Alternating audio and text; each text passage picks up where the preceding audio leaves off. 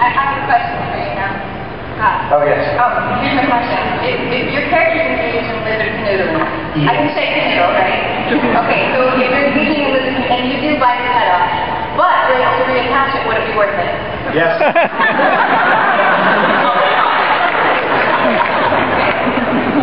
So obviously, Val is not up here.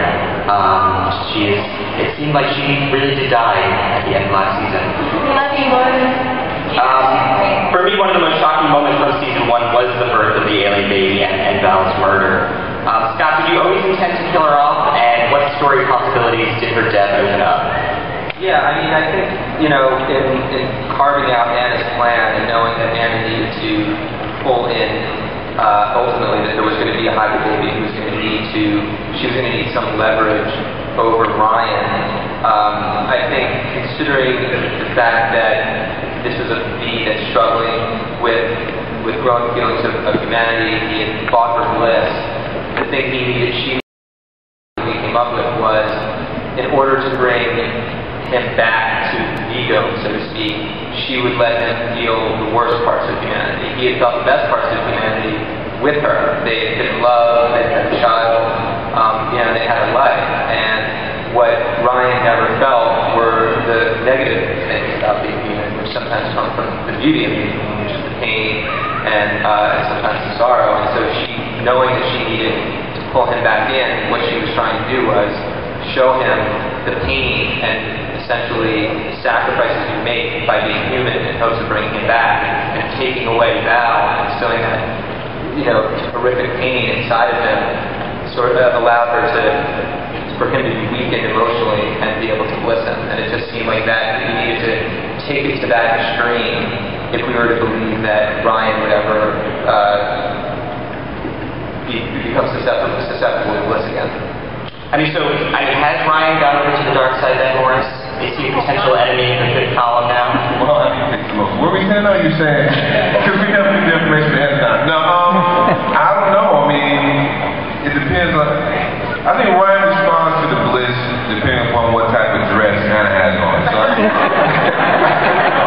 I'm not sure what they're going to have on this year, but we'll see. We'll see how far I can handle it. Favorite. I'll be sure to wear that one. Which one is my favorite? Still working on it. No, the fun part about doing this show is that everything is in Scott's head. Well, other than working with Joel Gretz, everything is in Scott's head. And it's fun when we get to read the script and discover where we're going and when we get to portray our character. Tyler. Let's talk about Tyler. Logan? Is there any chance of Tyler mending his relationship with his father? And second part, is this a case of immaculate conception, or does Tyler have to explain to his mom where babies actually come from? Yeah, I don't know.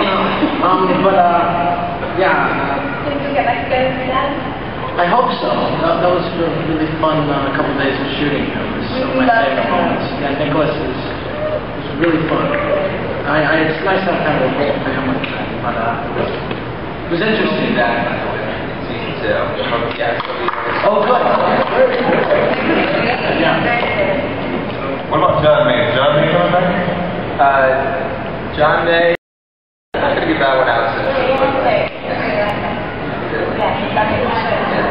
Yeah. So is that a yay or a nay on John May coming back? That's, I think that's a question that Moore shouldn't have asked for everybody. I'm getting trouble back.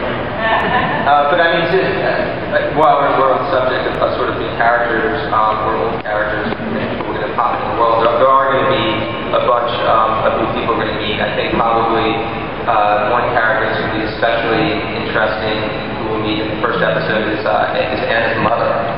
We're going to meet Anna's mother in the first episode. Another character we're going to meet that will be, I think, pretty interesting is, as the fifth column gets bigger and expands, they're going to meet a very radical group of the fifth column who has a equally charismatic leader, and there'll be sort of a conflict of how they want to handle the war against the Beast tactically, which I think is going to make for some pretty interesting scenes between our fifth column and this new fifth column leader. So can I put forward Jane Adler's name to play Anna's mother?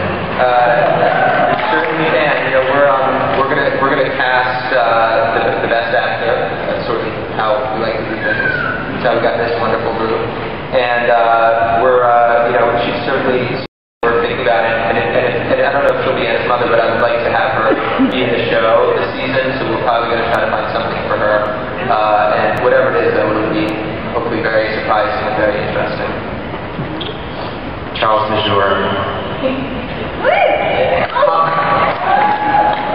I heard something that you are definitely coming back for season 2 and maybe in a more prominent position.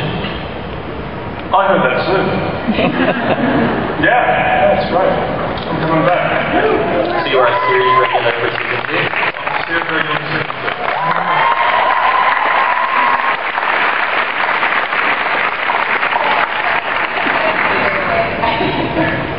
Your character seems to be almost entirely mercenary, but he's playing both sides of the equation here. Will he be forced to choose a side? I would imagine so, yeah. I mean, the first time he met Hobbs, he was quite clear about it. He said, I'm after the money, and I want to find out the dirt that these had on me. And by the end of season 1, that's exactly what he was doing. That's exactly what he was still following. So it shouldn't really have come as a surprise. But along the way, he's seen that these are a real threat. And, you know, as the human race, we may have to do something about it. Also, like it or not, against his very own nature, he's found some loyalty to these guys that he's fighting alongside, you know. So he's sort of wrestling with that as well. So by the end of season 1, yeah, he was in conflict. In season 2, we'll see which way he goes. Laura, Lisa has been drafted into 2 very different roles, both as the successor to Anna's throne and maybe the possible savior of humanity. Is she up for the challenge? Definitely, yes. I'm not sure where we're going in season 2, which side Lisa's going to be joining, but I have a pretty good idea. I know which direction she's heading. I don't know if I'm allowed to say. Well, can we expect to see a major showdown, I guess, between Lisa and I would love that. Brandon and I would have so much fun doing that. That would be a great thing to get a chance to shoot it, but I'm not sure. I guess you like being flat. I love being flat. Yes, we had fun doing that too as well. I think Brandon enjoyed it more than I did. So we saw Erica and Anna come together at the end of the season to break bread, or whatever it is the visitors serve at their dinner parties. What can you tell us about that? Malika's a name we made up in the B1. Yeah, Malika? Yeah, I made that up. Apparently it's like a Russian polo player. We actually looked it up after. Look at you guys. Perfect. Sorry, I got it. Lovely inside.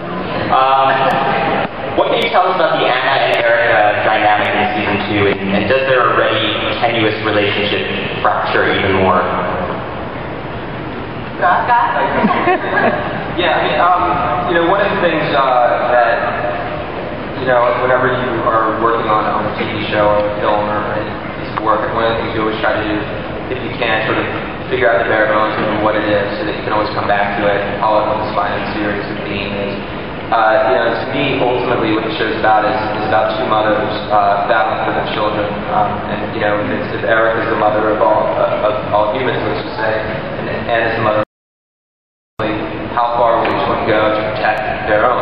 And you know, in season 2, a lot of things will be on the table. It's very clear not only that Anna is looking to destroy the human race, she also has a literal bullseye on her son. The interesting part of it for Anna is she has the future queen, Lisa, suddenly starting to feel empathy and start to feel human emotions, something which obviously Lisa can never let her mother know. And you know, and what's going to end up happening is there's going to be a very interesting push-pull for mothers in season 2. In season 2, you're going to see a burgeoning relationship between Lisa and Erica. Lisa looking for, as she begins to human emotions, a real relationship, a real sense of sort of nurturing. At the same time, Tyler becoming a man and find